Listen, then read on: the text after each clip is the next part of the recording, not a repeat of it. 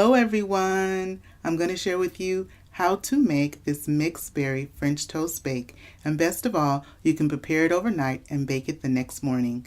So these are the ingredients that I'm going to be using. I have some fresh strawberries, some half and half, vanilla, cinnamon, some salt, sugar, flour. I have 1 French bread loaf, 6 eggs, I have some frozen berries, and we're also going to be using some fresh berries as well. I'll also share with you my recipe for a berry sauce that you can use on this French toast bake, as well as waffles, pancakes, or anything you'd like to top with a nice berry sauce. First, I'm going to prepare the base for our French toast bake. So I'm using 6 eggs, and my 6 eggs were at room temperature, and I'm going to be using large eggs as well. And the French bread I'm using is the standard loaf that you just get at the grocery store. When we dice it up into our cubes that we're going to do, you should end up with roughly 8 cups of diced up about 1-inch cubes. So for our base, I put in the eggs, and then I added sugar. I added 1/4 of a cup of sugar, and then to that we're also going to be adding some flour, and I'm going to be putting in 1/2 cup of flour. And this recipe is not a very sweet one. We only use 1/4 of a cup of sugar. So if you want a little bit more sweetness, you can definitely bump that up to 1/3 a cup. Next, we're going to put in some pure vanilla extract, and we're going to use 2 teaspoons of the pure vanilla extract. And this is one of a few different recipes that I found that I really like to use, and the family really likes anytime that I do like a bake in the oven. And that was 1/4 of a teaspoon of salt that I also put into my mix. In the description box below, I will have a list of all the ingredients I use to make this wonderful mixed berry French toast bake. And then also, like I was saying about the different recipes that I found that I really like, in the future I'll be sharing with you. There was one that was shared with me. Oh my gosh, it's so good. And it's got bananas in it, pecans. I got this recipe probably like 2009, and I have used it over the years, and it's really good. So I look forward to sharing that with y'all as well. So once I've gone on and I've mixed everything in my bowl, and I made sure everything was mixed well and there was no lumps from the flour or anything, then we're going to add our half and half, and I'm going to add 1 3/4 cup of half and half. And when I add my half and half, I like to do it in 2 parts. So I put in half of what I need. I go ahead and mix everything into the bowl, and I find that it's just easier to kind of just mix and blend.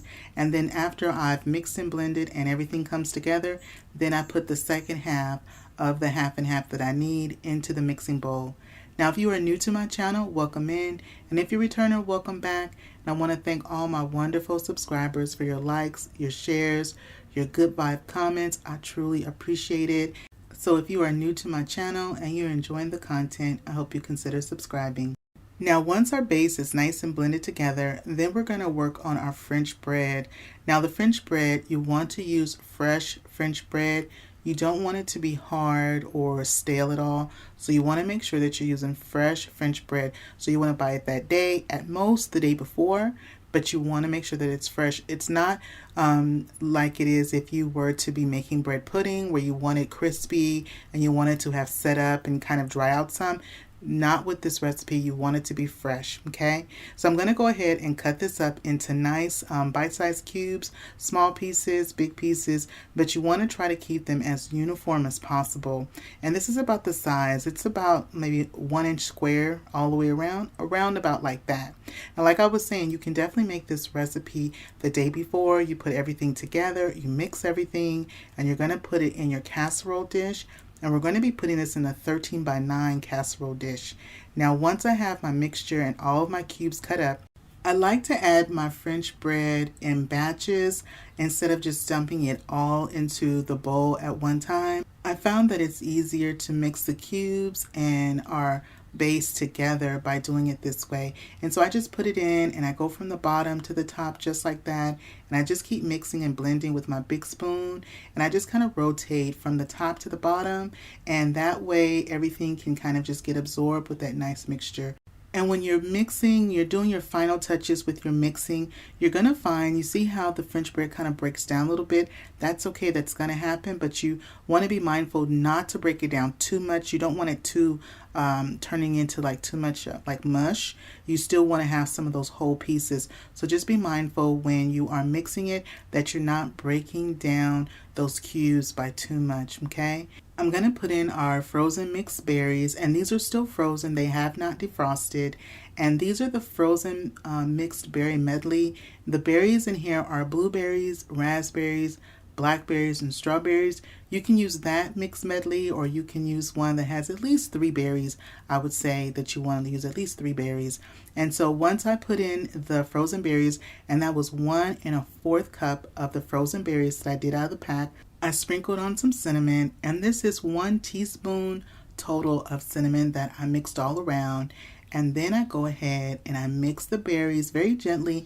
I'm going to mix the berries and the cinnamon. And you see I'm not stirring hard. I'm just kind of lifting from the bottom up to the top, letting it fall on top of each other, just so that way we get the berries mixed in and we get that cinnamon to also mix in with the different pieces. And so once I've done this, then I'm going to go ahead and get my 13 by 9 casserole dish.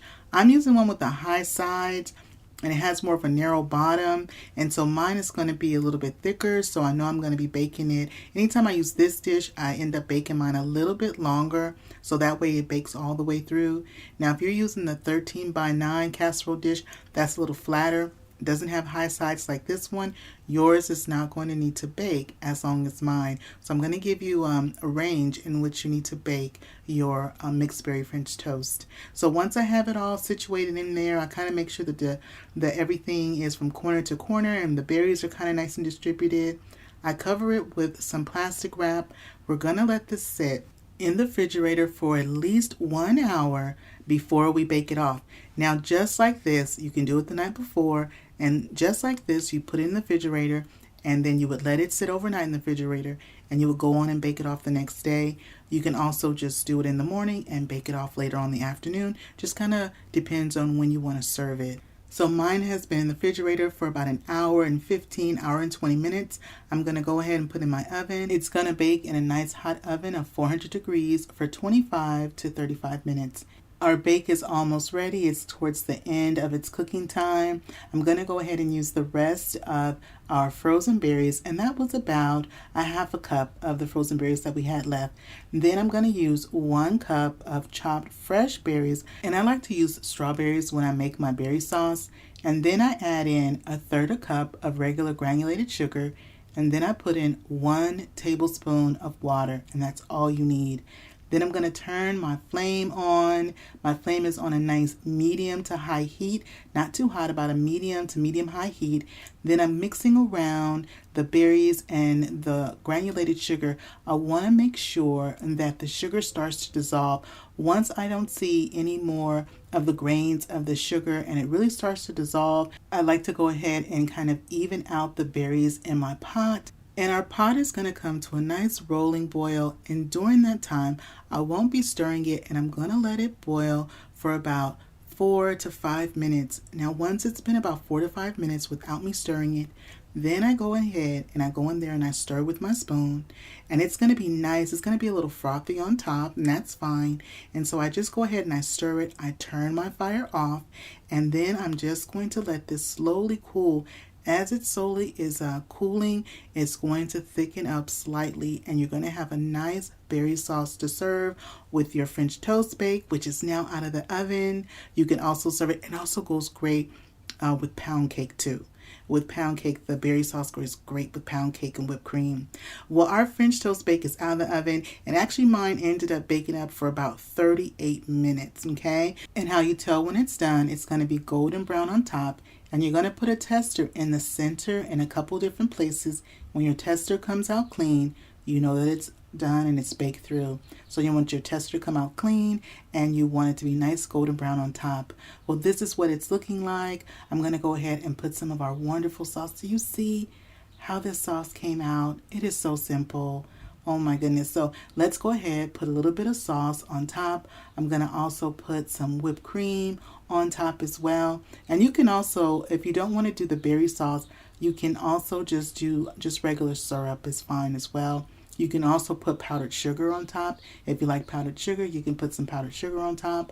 I'm topping mine with our sauce we made, topping it with a little bit of whipped cream, and we're going to pretty it up with just a little sprig of mint. And this mint came from our garden, so I'm just going to put a little sprig of mint. And this is our wonderful breakfast. I'm going to serve it with some scrambled eggs, and also I'm going to serve it up with some nice sausage as well, some breakfast sausage. But this is your bite. I'm going to give you all the first bite with a little bit of whipped cream.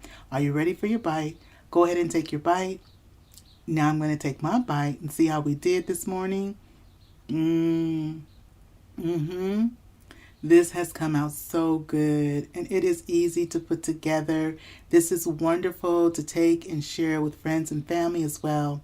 Well, I hope you enjoyed spending time with me today in my kitchen. If you like this video, don't forget to show it some love. Give it a thumbs up, click share, and share this video with a friend or family. And remember, it's always good when Dyvonne is cooking for the family. I'll see you on the next one. Bye-bye, everybody.